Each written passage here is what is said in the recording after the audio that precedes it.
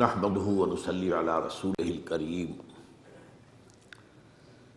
اما بعد فقد قال الله تبارك وتعالى كما ورد في سورة الفتح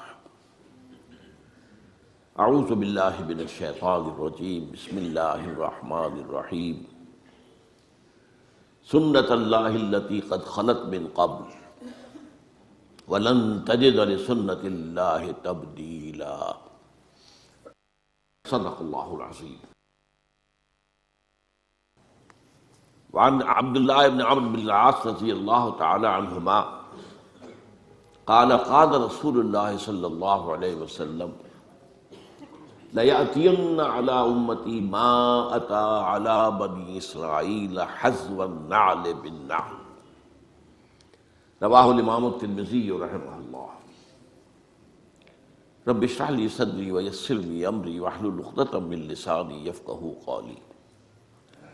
اللہم ربنا الہمنا رشدنا واعذنا من شرور انفسنا، اللہم ارنا الحق حقا وارزقنا اتباعہ وارنا الباطل باطلا وارزقنا اجتنابہ، آمین یا رب العالمین۔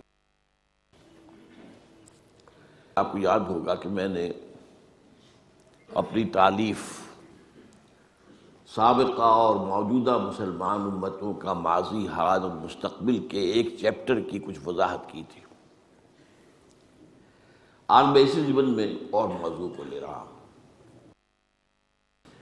اور وہ ہے سابقہ امت مسلمہ اور موجودہ امت مسلمہ کے حالات میں مشابہت۔ یہ بات بنیادی طور پر جان لیجئے کہ اللہ نے یہ کائنات بنائی ہے تو اس کے کچھ کائناتی قوانین بھی ہیں، کونی کائناتی قوانین، اس کے تحت یہ کائنات چل رہی ہے۔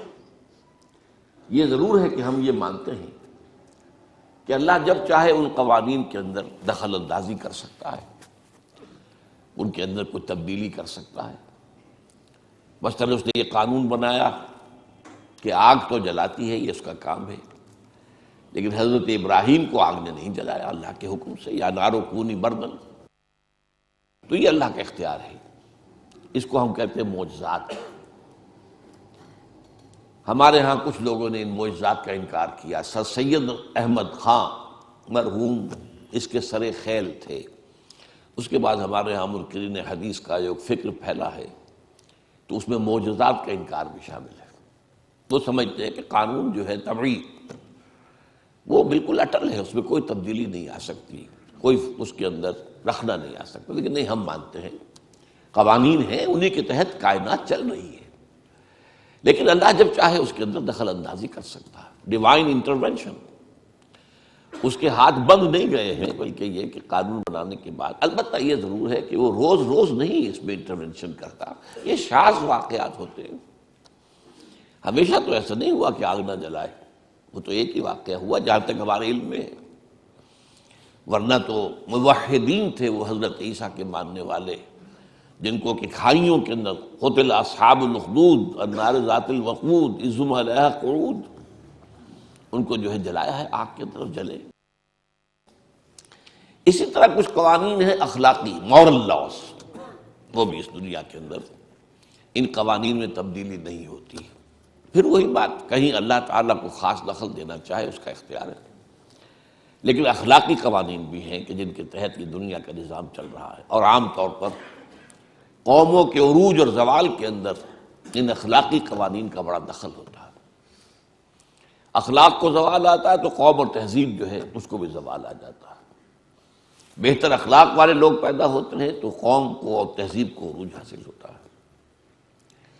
ایک تیسرا قانون یہ ہے کہ اللہ جو اپنے نبیوں کو بھیجتا رہا ہے، اور پھر نبیوں کے ماننے والوں پر اگر کوئی امت مشتمل ہوئی ہے تو اس کے قوانین کیا ہے، اس کے قواعد کیا ہے، یہ بھی معید ہے، یہ بھی سنت اللہ ہے۔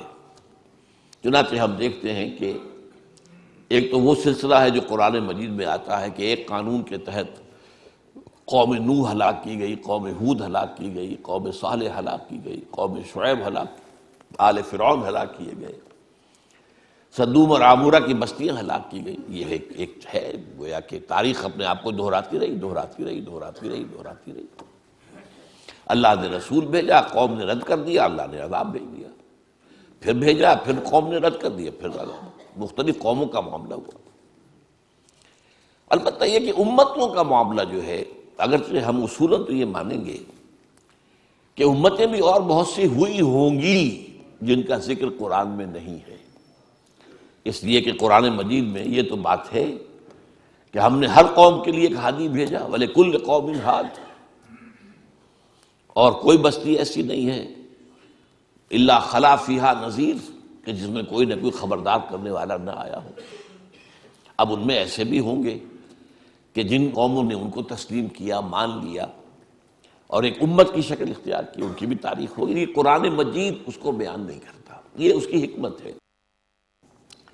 قرآن کے پیش نظر تھے عرب، اور مقصد یہ تھا کہ ان عربوں سے ایک ایسی امت تیار ہو جائے جو پھر پوری دنیا میں اسلام کو پھیلا دے.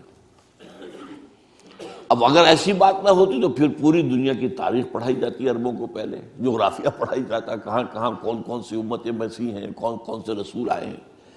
تو یہ تو ایک ریسرچ کا موضوع تو ہو سکتا ہے، ہدایت کے لیے ضروری نہیں ہے. ہدایت کے لیے کافی ہے کہ ایک خاص علاقے میں حضرت ابراہیم علیہ السلام کی نسل کی 2 شاخوں میں، بلکہ 3 کہہ دیجئے، جو انبیاء اور رسول آئے ان کے حالات بیان کر دیے گئے. یہی لوگ تھے جو جزیرہ نما عرب کے مختلف گوشوں میں آباد رہے، یا یہ جو آج کا شام کا علاقہ کہلاتا ہے اس میں آباد رہے. کچھ ان کا تعلق جو ہے مصر کے ساتھ جڑ جاتا ہے. باقی اس علاقے کا جو ہے یہ انبیاء کرام اور ان کی امتیں، اور ان میں یہ 2 امتیں جو ہیں ان کی بڑی اہمیت ہے. ایک امت موسیٰ علیہ السلام جنہیں کتاب دی گئی، شریعت دی گئی، تورات. ایک امت محمد صلی اللہ علیہ وسلم جس سے ہم وابستہ ہیں، ان کو ہمیں قرآن دیا گیا اور ہمارے رسول محمد صلی اللہ علیہ وسلم.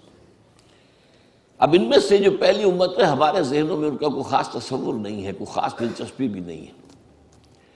ویسے بھی ہماری عام بول چال میں یہودی تو گالی بن چکا ہے، تو اب یہودیوں کی تاریخ سے کیا دلچسپی ہوگی؟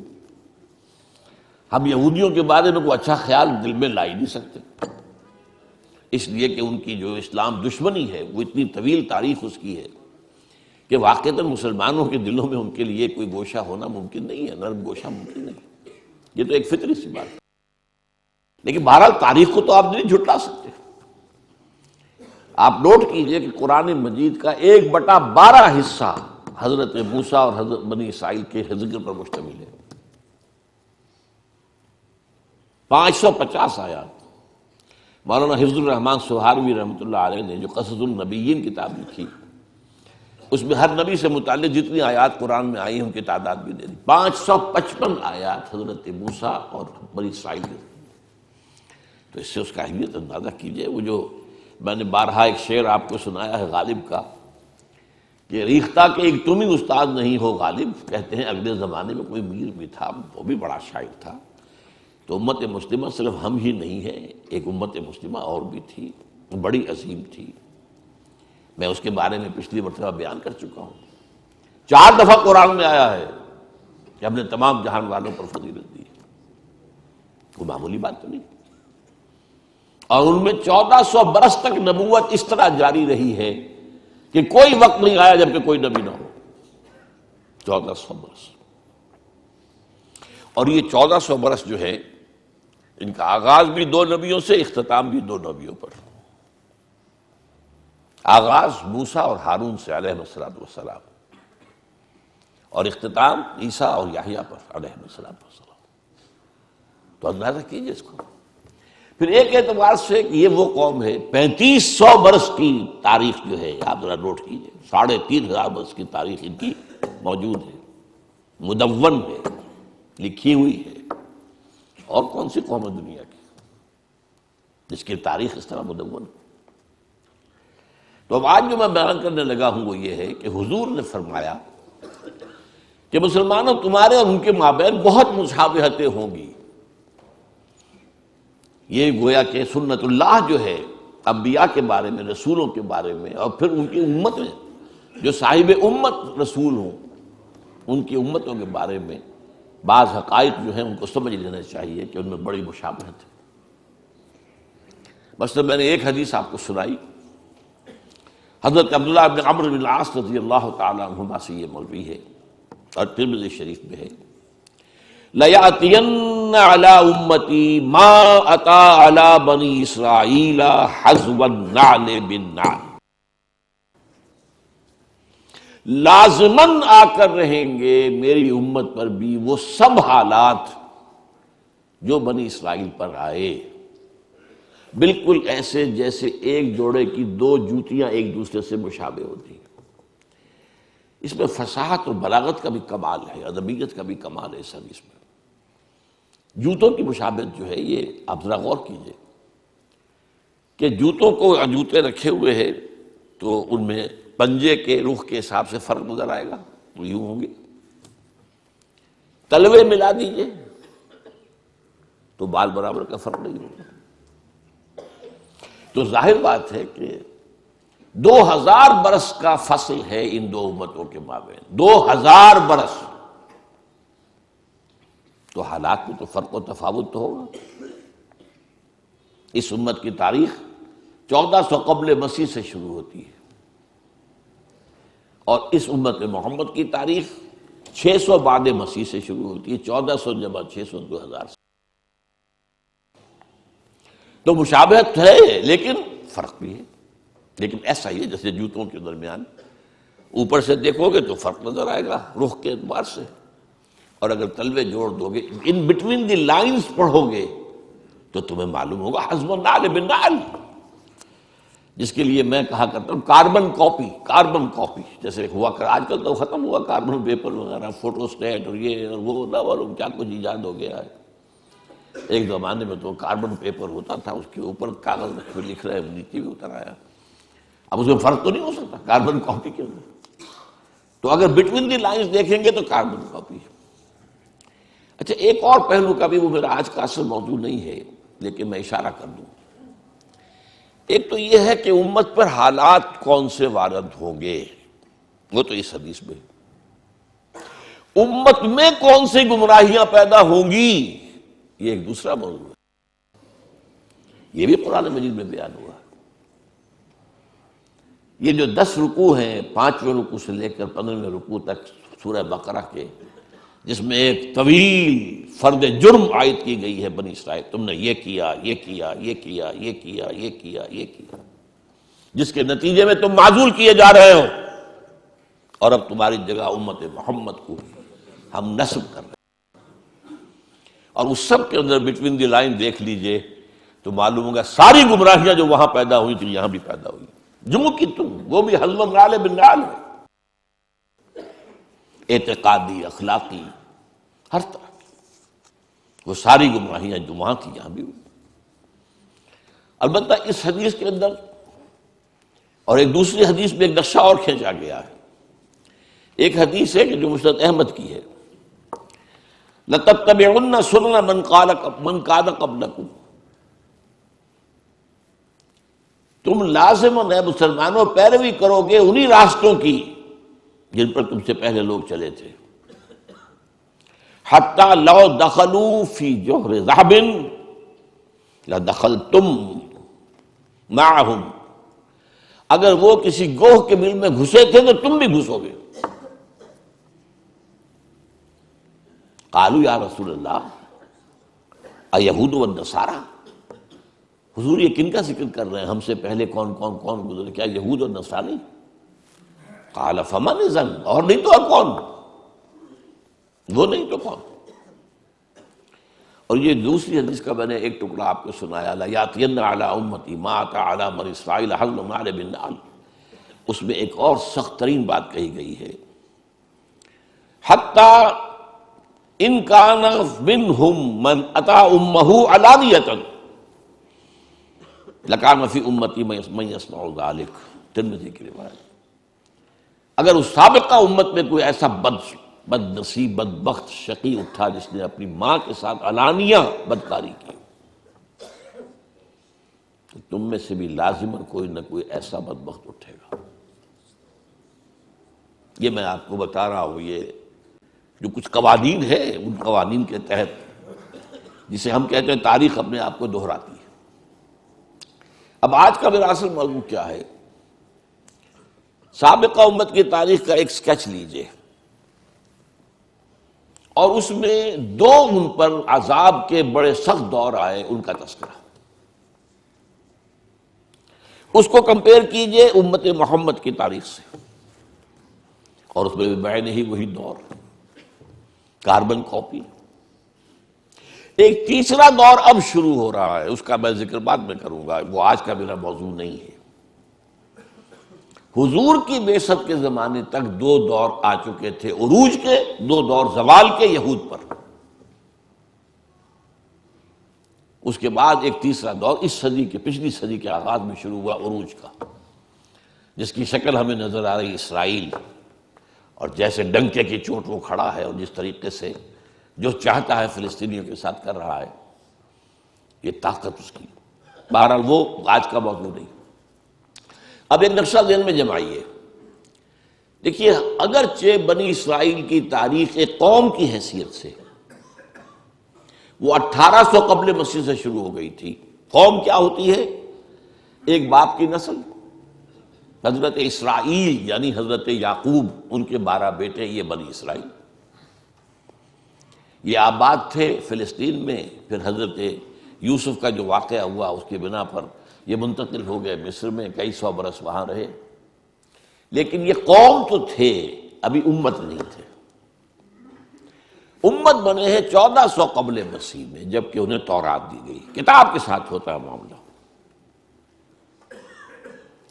وَلَقَدْ آتَيْنَا مُوسَى الْكِتَابَ وَجَعَلْنَاهُ هُدًى لِبَنِي اسرائیل۔ جب یہ بنی اسرائیل کو کتاب دے دی گئی، اب وہ امت ہے ایک، تو 1400 قبل مسیح سے تاریخ شروع ہوئی۔ اس میں ابتدائی دور ان کا جو ہے حضرت موسیٰ اور ہارون علیہ السلام کا، اس میں یہ واقعہ تو ہو گیا کہ آل فرعون ہلاک ہو گئے، اور بنی اسرائیل مصریوں کی غلامی سے نکل کر اور صحرائے سینا میں آ گئے۔ لیکن اس کے بعد جب ان سے قتال کے لیے کہا گیا، اس کوڑا جواب دے دیا، تو 40 برس کی سزا تو انہیں نقد مل گئی کہ اب یہ ارض مقدس جو ہے فلسطین، جو انہیں ہم ابھی دے دیتے اگر یہ بزدلی نہ دکھاتے، اب یہ 40 برس تک حرام رہے گی۔ 40 برس کے بعد حضرت یوشع ابن نون، خلیفہ اول حضرت موسیٰ کے، ان کی سرکردگی میں انہوں نے جنگ کی اور فلسطین فتح کیا۔ لیکن جو سب سے بڑی غلطی کی وہ یہ کہ ایک مرکزی حکومت قائم نہیں کی، 12 قبیلوں نے 12 حکومتیں بنا لی۔ کتنا چھوٹا سا تو علاقہ ہے، فلسطین کوئی بہت بڑا ملک تو نہیں ہے، تو 12 حکومتیں۔ اب ان کا آپس میں جھگڑا، لڑائی، دنگا فساد، ایک دوسرے کے خلاف ایک دوسرے کی مدد، اور پھر ایک دوسرے کے خلاف مدد کے لیے باہر والوں سے، غیروں سے، مشرکین سے مدد لینا۔ تو یہ بہت تباہ ہو گئے تھے تقریباً 300 برس بعد حضرت موسیٰ کی۔ اس کے بعد پھر یہ ہے کہ انہوں نے جو اس وقت کے نبی تھے ان سے کہا کہ ہمیں کوئی سپہ سالار، کوئی بادشاہ ہمارا مقرر کر دیں تاکہ ہم جنگ کریں۔ اب تو حضرت طالوت کو اللہ تعالیٰ نے مقرر کیا، پھر ان کی جنگ ہوئی جس کا سورہ بقرہ میں ذکر ہے۔ حضرت داؤد نے جالوت کو قتل کیا۔ یہاں سے ان کا خلافت راشدہ کا دور شروع ہوتا ہے۔ یعنی نوٹ کیجئے، ہماری خلافت راشدہ حضور کے دور کے ساتھ متصل ہے، ان کی خلافت راشدہ اور ان کے دور نبوت کے درمیان 300 برس کا فاصل ہے۔ پہلا فرق نوٹ کر لیجیے۔ لیکن مشابہت کا حال کیا ہے؟ ہمارے ہاں بھی 3 خلافتیں متفق علیہ چلی، ابو بکر، عمر، عثمان، حضرت علی کی خلافت میں اختلاف ہو گئے۔ وہاں بھی 3، طالوت، داؤد، سلیمان، یہ 3 کا دور ہے، 100 برس کا۔ یہ ان کی خلافت راشدہ ہے۔ اس کے بعد تقسیم ہو گئی، حضرت سلیمان کے بعد اب یہ 2 سلطنتیں بن گئی۔ ایک شمالی تھی چھوٹی، اسرائیل اس کا نام تھا، سامرا اس کا دارالخلافہ۔ ایک جنوبی بڑی تھی، یہودا، یروشلم اس کا صدر مقام تھا۔ بہرحال یہ دونوں حکیمتیں کچھ دور چلیں، پھر زوال اخلاقی آیا، اخلاقی زوال، اعتقادی زوال، عملی زوال۔ اس کے نتیجے میں اللہ کا عذاب نمبر 1۔ یہ جو دور ہے خلافت راشدہ ان کا، یہ 1000 قبل مسیح سے 900 قبل مسیح تک ہے۔ یہ الٹی گنتی چلے گی نا، ابھی قبل مسیح چل رہی ہے، ورنہ تو ہم 900 کے بعد 1000 آنا چاہیے نا، یہ 1000 پہلے آیا ہے، 900 بعد میں آیا۔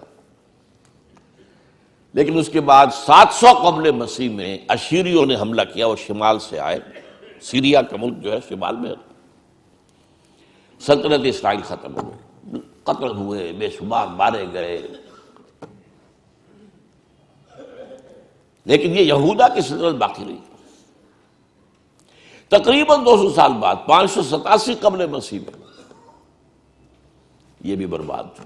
نبوکڈنضر مشرق سے آیا، نوٹ کر لیجئے، اسیرین شمال سے آئے تھے، نبوکڈنضر یہ نمرود تھا، نمرود، یہ جو عراق کے بادشاہ تھے یہ نمرود کہلاتے تھے، نماردہ، جیسے مصر کے فراعنہ یہ نماردہ، تو نبوکڈنضر، بخت نصر اس کو کہتے ہیں اردو میں۔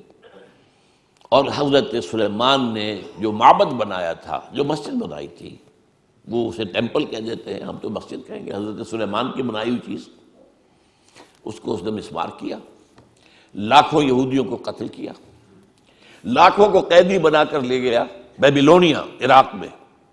وہاں جا کر وہ جیسے کہ باڑے بنا دیے جاتے ہیں بکریوں کے، ان باڑے بنا دیے گئے، ان کے اندر ڈال دیا گیا۔ یہ تباہی اور بربادی زبردست تھی جس کا قرآن مجید میں ذکر کیا گیا۔ ہیکل سلیمانی کی ایک اینٹ بھی سلامت نہیں رہی، اور ایک انسان بھی زندہ نہیں بچا، یا قتل اور یا کیپٹیو بنا کر کیپٹیوٹی میں لے جاتے۔ اسی زمانے میں حضرت عزیر کا واقعہ ہوتا ہے۔ وہ آئے، انہوں نے دیکھا اس بستی کو، کوئی متنفس نہیں، کوئی سلامت نہیں، تو کہہ بیٹھے کیف یحیی اللہ ھذہ بعد موتھا، اللہ اس بستی کو اب دوبارہ کیسے آباد کرے گا؟ یہ گویا کہ ایک طرح سے ایک شک کی بات تھی نا، جیسے حضرت ابراہیم نے بھی کہا تھا رب ارنی کیف تحیی الموتیٰ، مجھے دکھا دے تم کس طرح زندہ کرے گا مردوں کو۔ اللہ نے 100 سال کے لیے انہیں سلا دیا، بلکہ موت طاری کر دی۔ اماتہ اللہ 100 عام، پھر انہیں اٹھایا۔ اس 100 سال میں انقلاب آ گیا تھا عراق میں، ایران میں ایک زبردست شہنشاہ کھڑا ہوا، سائرس کیخورس ذوالقرنین، اس نے عراق پر حملہ کیا اور ان کو اجازت دے جاؤ تم اپنے شہر کو جاؤ، اپنے ملک میں جاؤ۔ اور اس کے بیٹے داریس نے بہت مدد بھی کی، پیسے بھی بہت دیے، ساز و سامان بھی دیا، جاؤ آباد ہو جاؤ تم فلسطین میں۔ یہ واپس آئے۔ یہ ہے کوئی 100-150 برس کا عرصہ کیپٹیوٹی کے اندر گزرا۔ اسی کے دوران 100 برس حضرت عزیر، ان پر اللہ نے موت طاری کیے رکھی۔ اب وہ آپ جاگے ادھر سے، اب ان کا واپس آنا شروع ہوا، تو ان میں پھر حضرت عزیر علیہ السلام نے توبہ کی منادی کی، ریپینٹ ریپینٹ، توبہ کرو، رجوع کرو، پلٹو اللہ کی جناب میں۔ انہوں نے اس کو لبیک کہا، اس دعوت کو، تو اللہ نے ان کو پھر ایک عروج دیا۔ نوٹ کرتے جائے، پہلا عروج خلافت راشدہ ان کی، 1000 قبل مسیح سے 900 قبل مسیح تک۔ اب یہ جو زوال کا زمانہ ہے، ظاہر بات ہے قوموں کا زوال بھی 2-4 سال کی بات تو نہیں ہوتی نا، وہ تو صدیوں کا معاملہ ہوتا ہے، اوپر ابھرنے میں بھی صدیاں لگتی ہیں، گرنے میں بھی کوئی ایک دن میں تو نہیں گر جاتا۔ لیکن اس کے بعد ان کے اندر جو ایک روح دوبارہ بیدار ہو گئی، ایمان، اخلاق صالحہ، عقائد درست، توحید، تو اللہ نے پھر انہیں دوبارہ عروج دیا۔ مکابی سلطنت قائم ہوئی، جو بہت بڑی سلطنت تھی، حضرت سلیمان کی سلطنت سے زیادہ بڑی تھی زمین رقبہ کے اعتبار سے۔ حضرت سلیمان کو اللہ نے جو حکومت دی تھی وہ تو کسی اور کو دی نہیں، کہ ہوا پر بھی حکم چلتا تھا اور جنات پر بھی، اور وہ پرندوں کی بولی بھی سمجھتے تھے۔ یہ بات تو وہ ہے جس کے بارے میں قرآن میں ہے، انہوں نے دعا کی تھی اللہ مجھے وہ حکومت عطا کیجو جو کسی اور کو نہ دے دو، اللہ نے ان کی بات مانی۔ لیکن رقوہ زمینی جو ہے مکابی سلطنت کا حضرت سلیمان کی سلطنت سے بھی زیادہ، تو یہ دوسرا عروج ہو گیا ان کا۔ لیکن اب پھر دوبارہ زوال آیا، یہ تو ہے نا اوپر نیچے کا معاملہ، ہر کمال راز والے، یہ بھی اللہ کے قانون میں سے ایک ہے۔ ہر کمال کے بعد ایک زوال آتا، ہر مد کے بعد ایک جزر ہے، ہر جزر کے بعد ایک مد ہے۔ اب جو ان کے اندر زوال آیا تو اب ان پر جو عذاب کے کوڑے پڑے ہیں، پہلے یونان سے نکلا سکندر اعظم، رونتا ہوا چلا گیا، وہ تو پھر جلدی مر گیا۔ سلیوکس اس کا جو سپہ سالار تھا، اس نے یہ حکومت قائم کی، انہیں رگڑا اچھی طرح۔ یونانی ختم ہوئے تو رومی آ گئے، رومیوں نے رگڑا ان کو۔ یہ رومیوں کا اقتدار کا زمانہ تھا جب حضرت مسیح بھیجے گئے، ان میں اقتدار ان کا تھا، اگرچہ لوکل انہوں نے ایک حکومت یہودیوں کی قائم کر رکھی تھی۔ جیسے ہمارے ہاں انگریز کے دور میں یہ ریاست بھاولپور ہے، نواب بھاولپور بیٹھے تو وہ کوئی اختیار تو ان کا نہیں ہوتا تھا، وہ تو ریزیڈنٹ انگریز بیٹھا ہوا ہے، وہ سارے معاملات تو وہ کنٹرول کرتے تھے۔ یہ ایسے ہی راج جو ہے راجا مہاراجا نواب، تو اصل حکومت تو انگریز کی تھی۔ تو یہ رومنز کی حکومت کے تحت جو ہے ان کا ایک لوکل نظام تھا، مذہبی نظام بھی تھا۔ سین ہیڈرن ان کا ایک بہت بڑا ادارہ تھا جس میں ان کے بڑے بڑے ربائی بیٹھے ہوتے تھے، فیصلے کرتے تھے۔ لیکن یہ ہے کہ حضرت مسیح جب آئے علیہ الصلوۃ والسلام، ان کو انہوں نے رد کیا، نہ صرف رد کیا، انہیں ولد الزنا قرار دیا، انہیں جادوگر قرار دیا، ان کو کافر اور مرتد قرار دیا، واجب القتل قرار دیا۔ آخری سلوک جو کسی رسول سے کسی امت نے کیا ہو کبھی، میں نہیں سمجھتا کہ اس کے آس پاس کا کوئی معاملہ کسی رسول کے ساتھ ہوا۔ سین ہیڈرن جو تھا ان کا، انہوں نے فیصلہ کیا یہ واجب القتل ہے، لیکن ایگزیکیوٹ نہیں کر سکتے تھے، خود نہیں کر سکتے تھے۔ وہ جو پائلیٹس پونٹس بیٹھا ہوا تھا گورنر، وہ کر سکتا تھا۔ اس سے کہا گیا اسے سولی چڑھاؤ، اس نے کہا ہمارے علم میں تو اس کا کوئی جرم ہے نہیں، کیسے سولی چڑھا دیں؟ آخر رومن امپائر قانون کے اوپر چلنے والی تھی۔ کہ نہیں، یہ ہمارا معاملہ ہے، ہمارا حکم ہے، ہمارے سین ہیڈرن کا فتویٰ ہے، ہمارے بڑے بڑے جو مفتی بیٹھے ہوئے ان کا فتویٰ ہے۔ تو یہ الفاظ آتے ہیں انجیل کے اندر کہ اس نے تشلا منگایا پانی کا، اس میں ہاتھ دھوئے اور کہا I wash my hands of the blood of Jesus, دیکھو میں تو اپنے ہاتھ دھو رہا ہوں، اس یسوع مسیح کے خون کے پھیلانے میں میرا کوئی ہاتھ نہیں ہے، یو ول بی ریسپانسبل۔ ان کا ہاں ہم سب لیتے ہیں اپنے اوپر گناہ، اس کا لیتے ہیں، ہم لیتے ہیں، اگر کوئی گناہ ہے تو ہم پر ہے اور ہماری اولاد پر ہے۔ اتفاق سے اسی ہفتے جو آیا ہے نیوز ویک، اس میں ایک مضمون ہے، یہ جو قانون جو ان کا معاملہ تھا یہ ان کے ہاں طے شدہ رہا ہمیشہ عیسائیوں کے ہاں کہ یہودیوں نے قتل کیا ہمارے جو بھی وہ خدا کا بیٹا جسے کہتے ہیں، خدا ہی کہتے ہیں۔ لہذا یہودیوں کی سخت دشمنی تھی، سخت نفرت تھی، انہیں بری طریقے سے جو ہے وہ کچلتے تھے، قتل بھی کرتے تھے، قتل عام بھی کرتے تھے، یہ سب کچھ ہوتا رہا۔ لیکن 1965 میں جو مر گیا ہے پوپ، اس نے کہا کہ نہیں، ان یہودیوں پر وہ جو ہے مسیح کے خون کا کوئی ذمہ داری ان پر نہیں، تو اس کے خلاف کچھ ان کے جو ہے جو بشپس ہیں انہوں نے بغاوت کی کہ یہ غلط ہے، یہ کیسے تم نے بدل دیا معاملہ، یہ بائبل میں لکھا ہوا ہے، 1965 برس کے بعد تمہیں یاد آیا ہے۔ بہرحال وہ ایک بہت اچھی ایک بحث ہے جو اس میں آئی ہے، تو وہ میں نے کہا ہے کہ اس کو ہم شائع کریں میثاق میں، تاکہ اس میں ندائے خلافت میں آپ کو اس کی معلومات حاصل ہو۔ بہرحال انہوں نے بس پڑھتے تو سولی پر چڑھا دیا۔ اللہ نے کیا کیا یہ چھوڑ دیجیے، کیا کیا اللہ نے اٹھایا، زندہ اٹھایا۔ اس کی جگہ پر کون ہوا ہے؟ کروسیفکشن تو ہوئی ہے، کس کی ہوئی ہے؟ وہ سینٹ برنباس جو ہے حضرت مسیح کے حواریین میں سے ایک کی انجیل جو ہے ایونجیلیم برنابے، سینٹ برنباس کی انجیل، اس کے اندر واقعہ لکھا ہوا ہے کہ اصل میں جس حواری نے غداری کر کے پکڑوایا تھا، گرفتار کروایا تھا حضرت مسیح کو، اس کی شکل حضرت مسیح کی بنا دی گئی اللہ تعالیٰ نے۔ اور جب وہ فوجی داخل ہوئے ہیں رومی گرفتار کرنے کے لیے، تو اس سے پہلے ہی اللہ کی طرف سے 4 فرشتے آئے ہیں، چھت پھٹی ہے اس کوٹھری کی، اور وہ حضرت مسیح کو لے گئے۔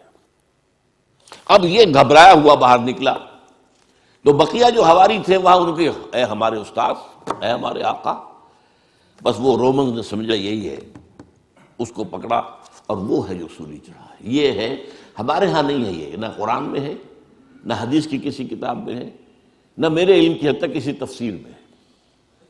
یہ تو پچھلی صدی میں پوپ کی لائبریری سے برآمد ہوئی، اس لیے کہ آپ کو معلوم ہونا چاہیے کہ انجیلیں سینکڑوں تھی تعداد میں، 300 انجیلیں تھیں، ان میں سے 4 سلیکٹ کی انہوں نے کہ یہ ہمارے ہاں کینونیکل کہلائیں گی، قانونی مستند انجیلیں 4 ہیں، متی کی ہے، مارک کی ہے، لوک کی ہے، جان کی ہے، 4 ہیں۔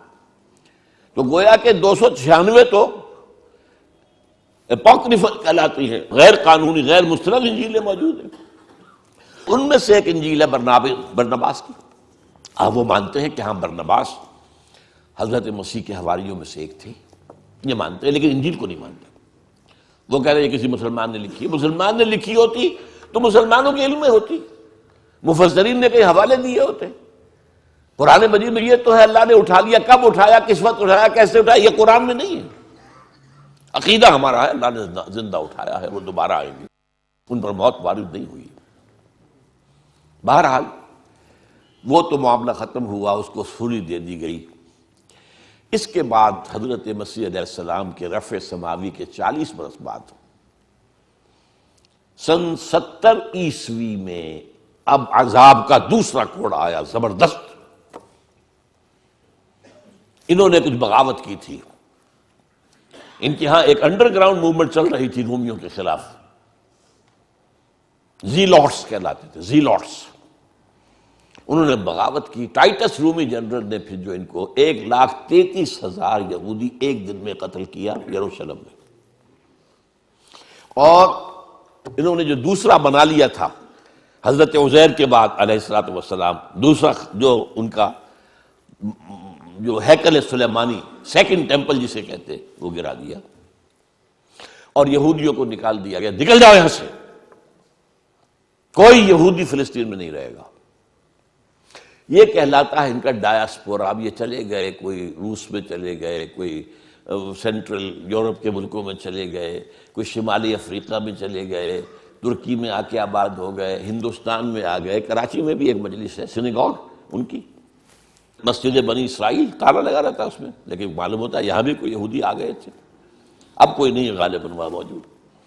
ایران میں تو اب بھی ہے بہت سے، اصفہان کے اندر بڑی ان کی حیثیت ہے، کاروبار تجارت وغیرہ میں ان کا بڑا دخل ہے، اور وہیں سے آتا بھی حدیث میں کہ 70,000 یہودی اصفہان سے دجال کے ساتھ شریک ہوں گے۔ ترکی میں ہے، ترکی میں بڑی عمدہ حیثیت میں ہے یہ، لیکن بہرحال فلسطین سے ان کا نکلنا ہوا 70 عیسوی، اور یہ کب تک جاری رہا؟ یہ 1917 عیسوی تک جاری رہا۔ کتنے ہو گئے؟ 1835 30 35 کتنے ہوں گے؟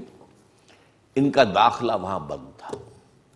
ہاں، جب حضرت عمر کے ہاتھوں فتح ہوا یروشلم اور عیسائیوں نے ہینڈ اوور کیا، انہوں نے شرط لگوائی، معاہدہ جو ہوا ہے، آپ یہاں کسی یہودی کو آباد نہیں ہونے دیں گے۔ حضرت عمر نے کہا ٹھیک ہے، یہاں آباد نہیں ہونے دیں گے، لیکن ان کو یہ اجازت ہوگی کہ وہ آئیں، اپنے مقامات مقدسہ کی زیارت کریں اور چلے جائیں۔ وہ کوئی جائیداد نہیں خرید سکیں گے، کوئی مکان، کوئی کھیت، کچھ نہیں۔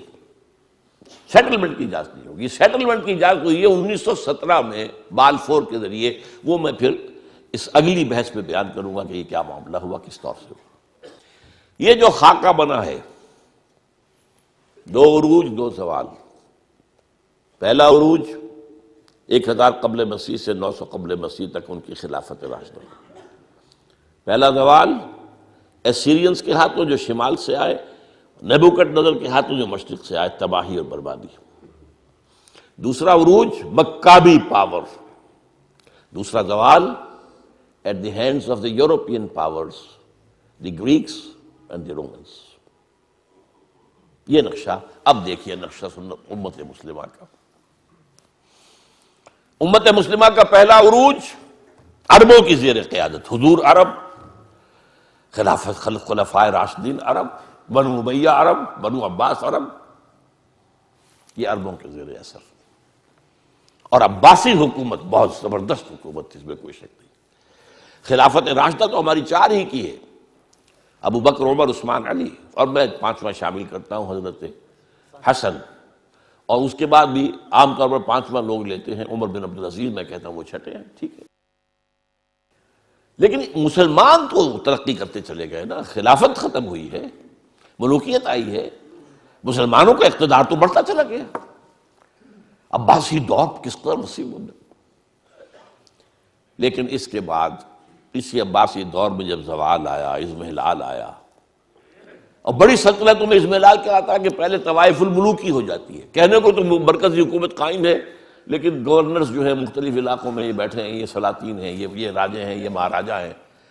جیسے مغل سلطنت کو 150 برس جو ہے لگے تھے ختم ہونے میں، اسی طریقے سے کئی 100 برس کا معاملہ ہے۔ لیکن پھر اب دیکھیے، پہلا عذاب شمال سے آیا کروسیڈرز کے ہاتھوں، لاکھوں مسلمان قتل ہوئے، پورا میڈیٹرینین کا ایریا جو ہے تباہ و برباد ہوا۔ ہمارے ہاتھ سے یروشلم نکل گیا 1099 عیسوی میں، اور 1187 تک رہا عیسائیوں کے پاس۔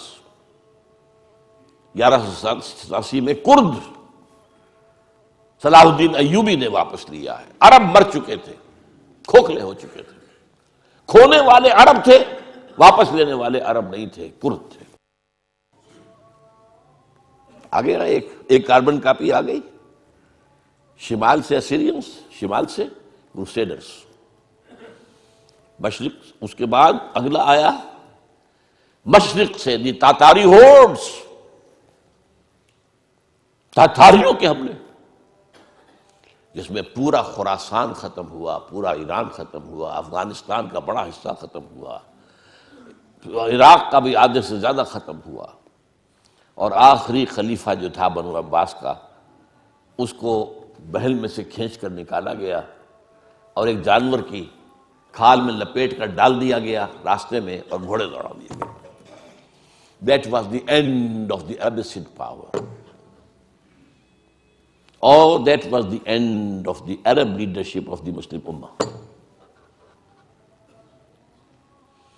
یہ 2 سال اس سے پہلے اور 200 سال اس کے بعد، یہ وہ دور ہے گراوٹ کا، پستی کا۔ اس کے بعد اب جو وہاں ہوا تھا یہاں بھی ہوا۔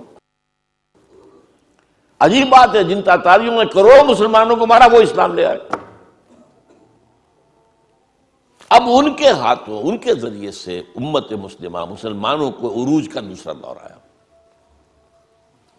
فرق یہ ہے کہ کوئی مرکزی حکومت تو ایک قائم نہیں ہوئی،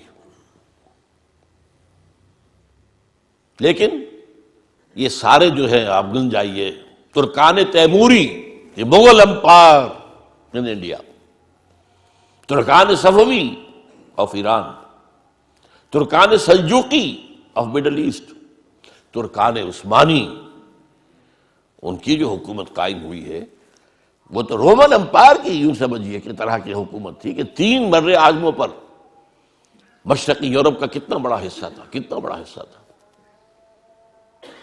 شمالی افریقہ، پورا مغربی ایشیا کا بڑا چنک یہ سلطنت عثمانیہ میں شامل تھا۔ یہ ہمارا دوسرا عروج کا دور ہے۔ لیکن پھر زوال آیا، ہر زوالے، ہر کمال لا زوالے، پھر گراوٹ آئی، پھر اخلاق گرے، پھر عقائد کے اندر مشرکانہ اوہام آئے، نئی سے نئی رسومات ایجاد کی گئی۔ اب جو زوال آیا وہاں کن کے ہاتھوں آیا تھا؟ European, Greeks and Romans. ہم پر آیا کن کے ہاتھوں؟ سب سے پہلے اسپینیئرز کے ہاتھوں، ہسپانیہ کے عیسائیوں نے مسلمان کی حکومت ختم کی وہاں پر اور تہس نہس کر دیا۔